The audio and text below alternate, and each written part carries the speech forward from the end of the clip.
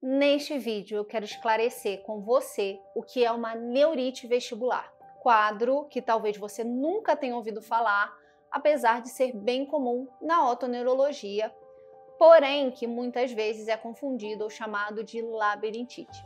Então nesse vídeo vamos falar um pouco sobre essa diferença. Antes de começarmos, já compartilhe esse vídeo com aquela pessoa que tem ou já teve tontura e que precisa saber mais sobre esse assunto. E se você tiver alguma dúvida, aproveita e deixa aqui embaixo nos comentários. Então, deixa eu definir a neurite vestibular com você. A neurite vestibular é uma doença causada pela inflamação do nervo vestibular. O que seria esse nervo vestibular? É o nervo responsável por transmitir informações captadas pelo labirinto para o cérebro. Ou seja, ele faz a conexão entre o labirinto que está dentro do nosso ouvido, captando os movimentos que fazemos com a cabeça, e o nosso cérebro. Essa inflamação compromete, portanto, a informação que chega até o nosso sistema nervoso central, desencadeando a tontura típica dessa doença, a vertigem rotatória, que é aquela sensação típica de ver tudo girar. Ou o paciente pode relatar que está sentindo que ele está girando ou a cabeça está girando, que vem acompanhado de um quadro importante de enjoo e até vômitos, principalmente nos primeiros dias. Na maioria dos casos, a neurite vestibular ocorre após um quadro viral de vias aéreas superiores, como uma gripe ou um resfriado, com um intervalo que pode ser de dias a semanas. É relativamente rara em crianças, mas pode ocorrer em adultos de todas as idades, sobretudo entre aqueles com idades entre 30 e 60 anos. Uma característica importante da neurite vestibular e uma das principais pistas para o seu diagnóstico é que a doença começa de forma repentina. Geralmente o paciente está bem um dia e no dia seguinte está com uma dificuldade de andar de tanta vertigem.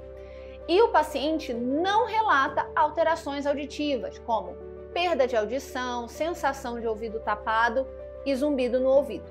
E essa é uma das grandes diferenças desse quadro com a labirintite.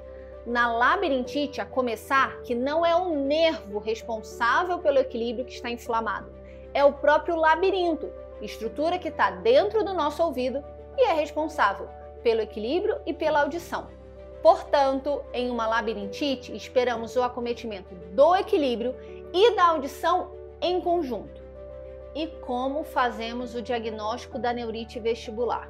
Primeiro, pela história do paciente, quando ele me relata uma vertigem repentina, sem sintomas auditivos e com relato de algum quadro viral prévio. Além disso, no exame físico, quando avaliamos o paciente em uma fase aguda do quadro, podemos encontrar sinais típicos da neurite, como um nistagmo, que é um movimento ocular involuntário que tende a ir melhorando com o passar dos dias.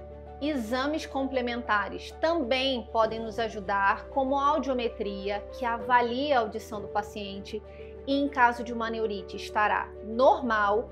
E mais uma vez, essa é uma grande diferença da neurite para a labirintite, e que na labirintite é comum encontrarmos uma perda auditiva unilateral, ou seja, em um dos ouvidos. E o videoteste do impulso cefálico, o VRIT, também é um exame que pode nos ajudar, uma vez que ele avalia a parte do labirinto responsável pelo equilíbrio e que provavelmente nos mostrará uma diminuição da função do equilíbrio em um dos lados. A neurite vestibular é um quadro benigno, ou seja, apesar de intenso, o paciente gradativamente, em dias a semanas, vai melhorando. No início, é importante fazer algumas medicações, que são os sedativos labirínticos, para alívio da vertigem e da náusea, mas grande parte dos pacientes apresentará uma melhora completa. Na labirintite verdadeira, é comum que o paciente fique com uma sequela, tanto da diminuição da audição e do equilíbrio de um mesmo lado. Bom, espero que você tenha entendido um pouco mais sobre a neurite vestibular e a diferença com a labirintite. Lembre-se que nem toda tontura é labirintite e na maior parte dos casos não é de labirintite que estamos falando. Até a próxima!